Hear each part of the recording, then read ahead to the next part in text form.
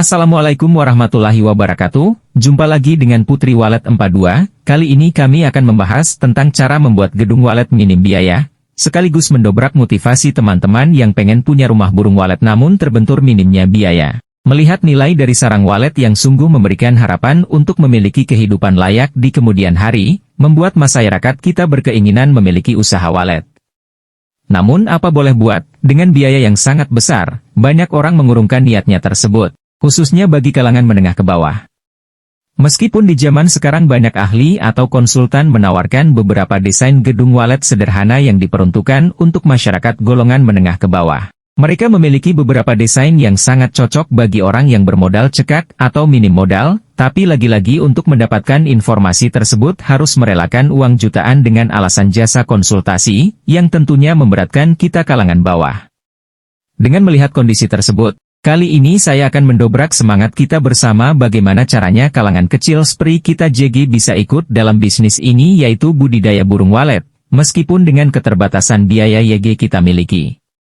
Nah, jadi apa yang harus kita lakukan agar bisa membangun gedung walet meskipun sederhana hemat biaya?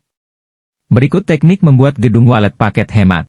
Namun bagi teman-teman yang baru bergabung di channel ini silahkan tekan tombol subscribe dan jempol sukanya hehehe. Kalau sudah mari kita lanjut.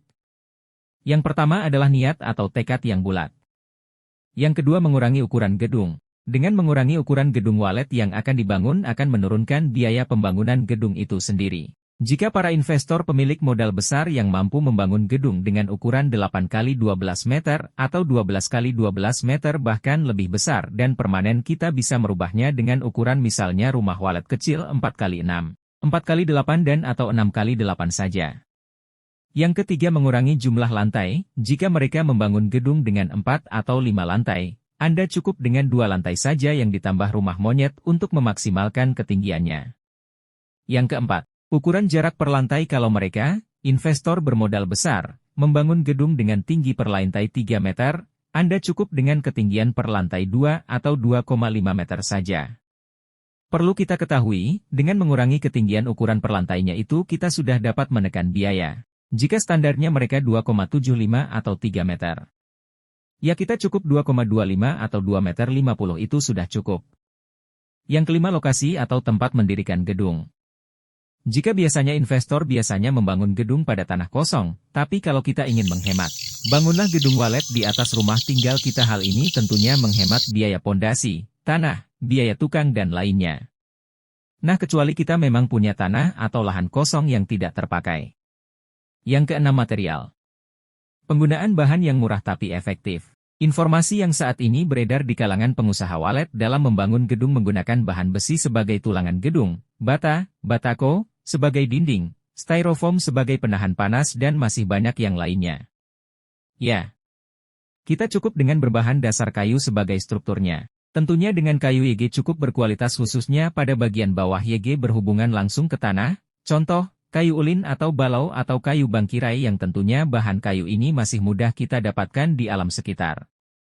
Dan untuk dinding cukup dengan bahan papan kayu, seng, asbes, kalsiboard dan lain sebagai, pelapis cukup aluminium foil, atau strepoam YG berukuran 2 mm saja atau bahkan kardus. Hal tersebut sudah terbukti ampuh menurunkan biaya pembangunan gedung walet dan tetap memperoleh suhu standar sesuai dengan habitat asli dari burung walet itu sendiri. Paling nanti kita tinggal mengatur di dalamnya untuk menyesuaikan suhu atau kelembaban.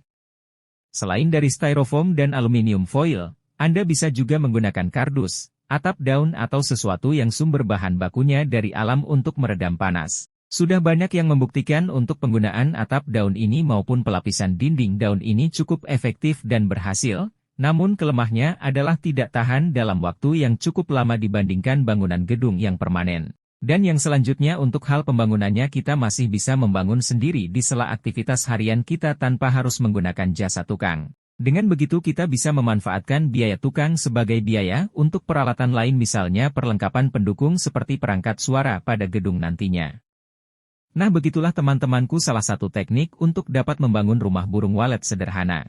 Semoga video ini bermanfaat dan sebagai inspirasi juga motivasi bagi kita semua.